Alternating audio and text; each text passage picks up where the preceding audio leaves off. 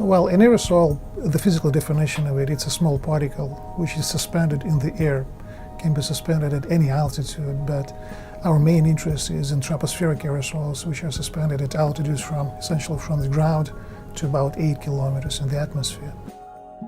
The total number of aerosols in the atmosphere is extremely large. It's like the number of stars in a galaxy. And those are tiny particles. Most of them are invisible to a naked eye, but there are very many of them. Aerosol particles can be natural and can be created as a result of human activities. And so those particles are called man-made or anthropogenic. Natural aerosols can come from all places. For example, desert dust is blown off the surface of the Sahara Desert, the Asian deserts, the Australian deserts. Sea salt particles are produced when ocean waves break. They produce a lot of tiny salt particles. Essentially all kinds of fires produce aerosols. Volcanoes, they throw out a lot of volcanic ash, and those are also natural aerosols. And all kinds of human activities produce different kinds of aerosols, and the most typical example would be sulfate particles, the result of combustion, or soot particles. On average, an aerosol particle is estimated to live for about a week. Aerosols are produced, they're transported, and eventually they disappear because they are rained out, for example.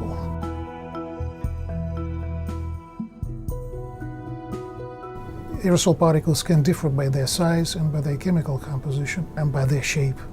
And all these inequalities can be mixed together, and that's what makes aerosols so difficult to study. At any given location, particles of different types and of different origins can coexist. If a particle is, for example, generated somewhere in China, it can be transported to the United States of America.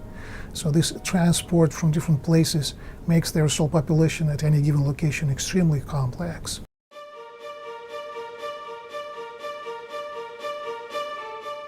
They have several roles in affecting climate. For one, they simply reflect sunlight back to space, and this effect amounts to cooling of the atmosphere and the surface. But the same particles can also absorb light, and by absorbing light they become warmer and they warm the surrounding air, so this effect is to warm the atmosphere.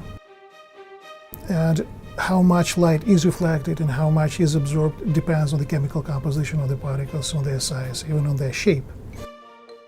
There's another effect that aerosols exert on climate because they affect the properties of clouds. And clouds are a major modulator of the amount of energy that reaches the surface and warms it. And so by changing the properties of clouds and precipitation, the aerosols can also affect climate. The most important knowledge that we have is that aerosol particles are extremely complex. So we need to study the distribution of particles globally, and the only way to do that is from satellites. The knowledge about aerosols that we have tells us that the instrumentation on this satellite must also be very complicated, and with this instrumentation we must be able to infer many properties of the aerosol particles from space. And that's the purpose of the aerosol polarimetry sensor, which will fly as part of the GLORY mission. We are not interested so much in their total number as how they are distributed, because their distribution affects local climate, and that's why we need to know this distribution with very high accuracy.